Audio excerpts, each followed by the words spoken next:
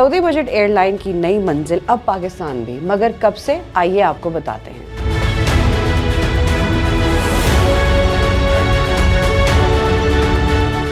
अपनी बड़ी बैनुल-अक़वामी तौसी मुहिम के ज़मन में सऊदी अरब की मारूफ बजट एयरलाइन फ्लाई ए डील पाकिस्तान के तजारती दारुल हुकूमत कराची के लिए अपने शेड्यूल परवास का आइंदा माह से आगाज़ कर रही है। 2 फरवरी 2025 से फ्लाई ए डील हफ्ते में 2 बार सऊदी दारुल हुकूमत रियाद और जद्दा के तजारती मरकज़ से पाकिस्तान के सबसे बड़े शहर और मालियाती मरकज़ कराची के लिए परवाज़ें शुरू कर रही है। फ्लाई ए डील की ये नई परवाज़ें पाकिस्तान और जनूबी एशिया के लिए कम लागत सऊदी एयरलाइन की जानिब से पहली शेड्यूल सर्विसेज का भी ऐलान है, जो एयरलाइन की जानिब से पाकिस्तान के गुज़िश्ता हज ऑपरेशन में हिस्सा लेने के बाद किया गया है। फ्लाई ए डील के chief executive officer Steven Greenway के मुताबिक इस साल पाकिस्तान के लिए हज के चार्टर को कामयाबी से चलाने के बाद कराची के 2 नए रूट्स भी शेड्यूल सर्विसेज के साथ पहली बार जनूबी एशिया हमारी शमूलियत की निशानदही करते हैं। मीडिया रिपोर्ट्स के मुताबिक एयरलाइन फ्लाई ए डील 2 फरवरी को पहली फ्लाइट जद्दा से पाकिस्तान के कराची एयरपोर्ट के लिए मकामी वक्त के मुताबिक रात 2:45 पर परवास करेगी।